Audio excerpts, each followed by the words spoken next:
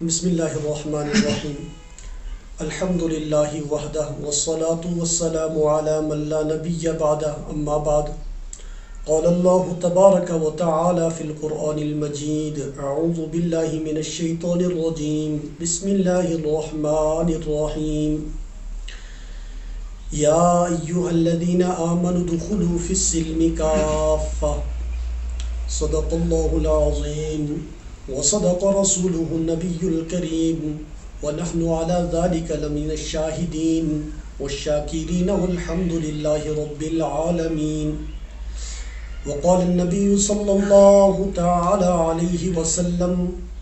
الصلاة عماد الدين من أقامها فقد أقام الدين ومن هدمها فقد هدم الدين أو كما قال عليه الصلاة والسلام اللهم صل على سيدنا ومولانا محمد وعلى آل سيدنا ومولانا محمد وأصحاب سيدنا ومولانا محمد وبارك وسلم اللهم صل على سيدنا ومولانا محمد وعلى آل سيدنا ومولانا محمد وأصحاب سيدنا ومولانا محمد وبارك وسلم. محترم معزز سامعین کرام، چند سوالات نماز کے سلسلہ میں زیر بحث تھے، ان میں چند سوالات کا جواب سابقہ ایک پروگرام میں آپ کے عرض گزار کر چکا ہوں، اور دو سوالوں کے متعلق آج کے اس درس میں کچھ گزارشات رکھنا چاہتا ہوں. پہلا سوال جمعہ کے متعلق ہے کہ اگر کسی شخص کا عذر کے ساتھ یا بلا عذر جمعہ کی نماز قضا ہو جائے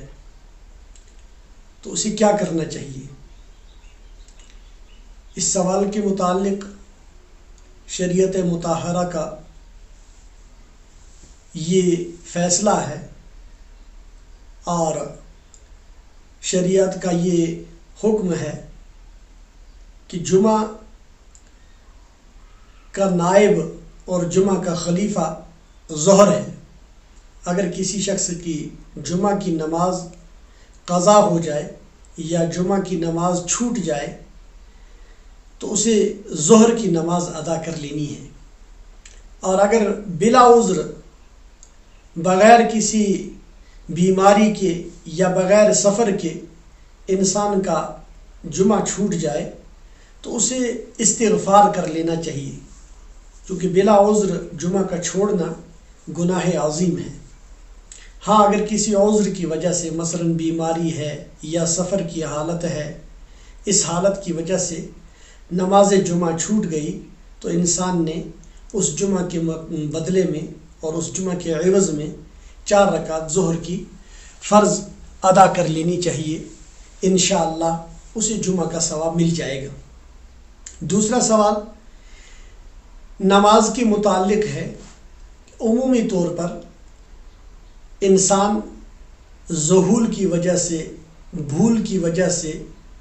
نماز کی رکعات کے سلسلے میں شک میں مبتلا ہو جاتا ہے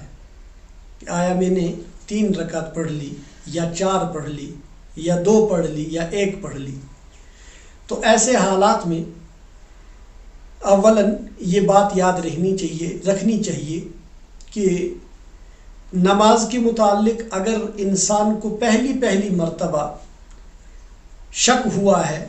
اس سے پہلے کبھی نماز کے بارے میں تردد ہوا نہیں اور ایسی حالت کبھی پیش نہیں آئی، تو جو ہی شک ہوا ہے اس شخص نے اپنی نماز کو توڑ کر از سر نو نماز پڑھ لینی چاہیے. اور اگر یہ عارضہ بن گیا ہے اور انسان اس چیز کا معذور ہو چکا ہے، جیسا کہ اکثر آج کے دور میں یہ بیماری لاحق ہو چکی ہے کہ انسان رکعات کے سلسلے میں تردد کا شکار ہو جاتا ہے، شک کا شکار ہو جاتا ہے، اور انسان یہ یاد نہیں رکھ پاتا کہ میں نے 2 رکعت پڑھ لی یا 3 رکعت پڑھ لی. تو اس اکثر اوقات جس شخص کو تردد ہوتا ہے، شک ہوتا ہے، اس کے لیے شریعت نے ایک اصول مقرر کیا ہے کہ وہ کم رکعتوں کو یقینی مان لے۔ مثلا 2 اور 3 کے درمیان اگر شک ہوا ہے تو 2 رکعت کو یقینی مان لے، اور 2 کے بعد تیسری رکعت کے لیے اٹھے گا اور ہر رکعت کے بعد قاعدہ کر لے گا، تاکہ قاعدہ اخیرہ جو کہ فرض ہے وہ اپنے مقام سے چھوٹ نہ پائے،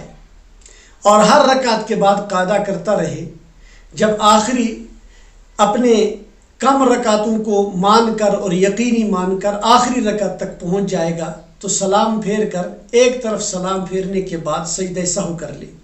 اور سجدہ سہو کے بعد پھر التحیات از سر نو پڑھ لے اور نماز مکمل کر کے سلام پھیر لے۔ میں ایک مرتبہ پھر اس بات کو دہرا رہا ہوں کہ اگر کسی شخص کو اول مرتبہ شک ہوا ہے نماز کی رکعات کے سلسلے میں، اور وہ یہ جان نہیں پا رہا ہے کہ میں نے 2 پڑھی ہیں یا 3 پڑھی ہیں، یا میں نے 1 پڑھی ہے یا 3 پڑھی ہیں، تو ایسے شخص کے لیے حکم شریعت کا یہی ہے کہ یہ اس شک کی وجہ سے نماز کو توڑ دے اور از سر نو نماز پڑھ لے، اور پھر مکمل کر کے سلام پھیر لے اور استغفار پڑھے۔ اور دوسری صورت، اگر ایک شخص کو بار بار شک کی مجبوری ہے اور شک کے عارضے میں مبتلا ہے، اور شک اس کی عادت بن چکی ہے، ہر چیز میں شک ہو رہا ہے، ہر چیز میں اس کو تردد واقع ہوتا ہے، تو ایسے شخص کے لیے شریعت کا حکم یہ ہے کہ وہ اپنی رائے میں غور کر لے کہ وہ 2 یا 3 کے بارے میں اگر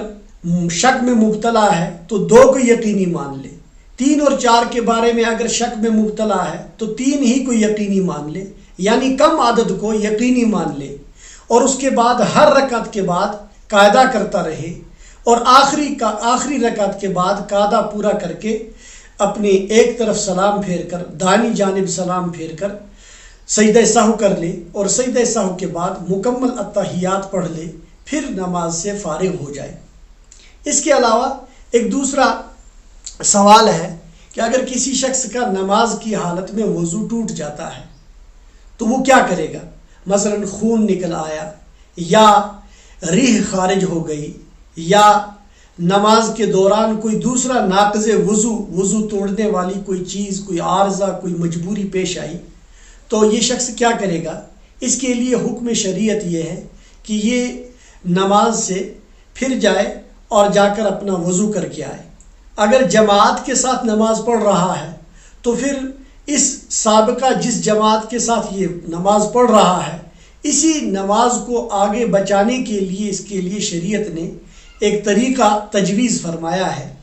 کہ یہ جائے چند آداب کی رعایت کرتے ہوئے، اور پھر واپس آ جائے وضو کر کے اور اپنی اسی جماعت کے ساتھ شریک ہو جائے۔ اس کی جماعت میں جو سابقہ رکعتیں پڑھی تھیں وہ بھی بچ جائیں گی، اور آئندہ اس کی جماعت بھی قائم رہے گی، اور بیچ میں امام صاحب نے اس کے وضو کے دوران جتنی رکعتیں یا جتنے ارکان ادا کیے ہیں یہ واپس آ کر پہلے خاموشی سے ان ارکانوں کو یا ان رکعات کو ادا کر لے گا، پھر امام صاحب کے ساتھ شریک ہو جائے گا، نماز پوری کر لے گا۔ اب کن آداب سے اس کو جانا ہے؟ اس میں پہلی بات یہ یاد رکھنی چاہیے کہ یہ جاتے اور آتے وقت کسی سے بات نہیں کرے گا، کسی کو سلام نہیں کرے گا، اور نہ سلام کا جواب دے گا، اور جاتے آتے وقت اس کا سینہ قبلہ سے دوسری طرف نہ پھر جائے۔ مثلا یہ جا رہا ہے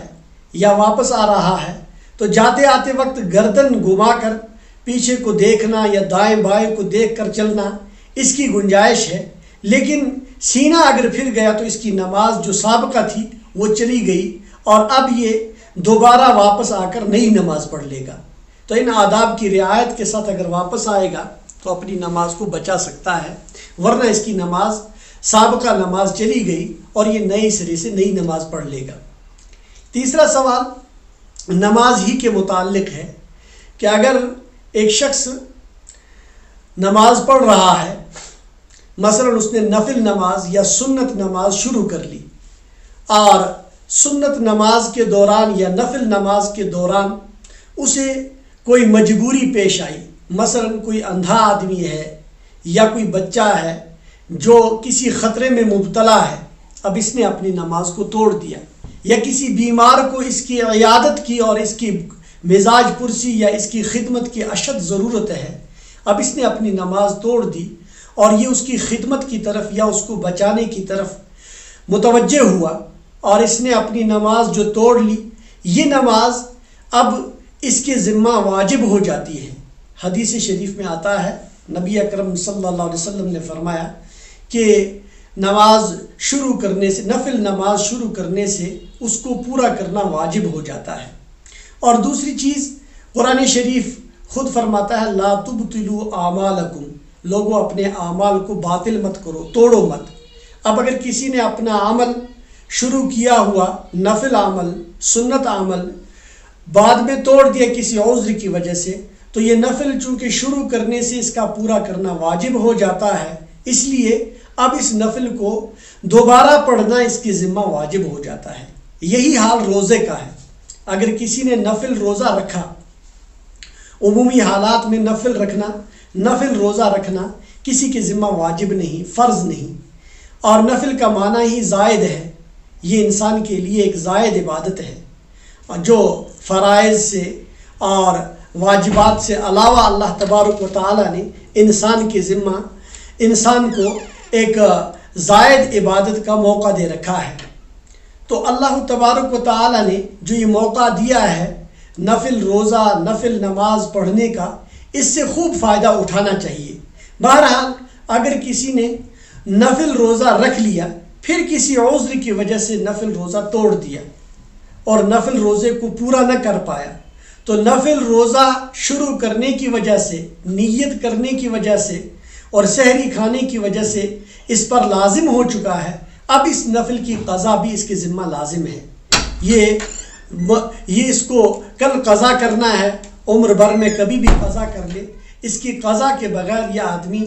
گنہگار رہے گا۔ اس لیے یہی صورت نماز کی ہے اور یہی صورت روزے کی ہے کہ انسان یا تو نفل کو شروع نہ کرے، جب شروع کر لیا تو اس کا پورا کرنا لازم ہے، اور اگر توڑ دیا تو اس کی جگہ پر جتنی رکعت کا ارادہ کیا تھا یا جتنے روزہ رکھنے کا ارادہ کیا تھا،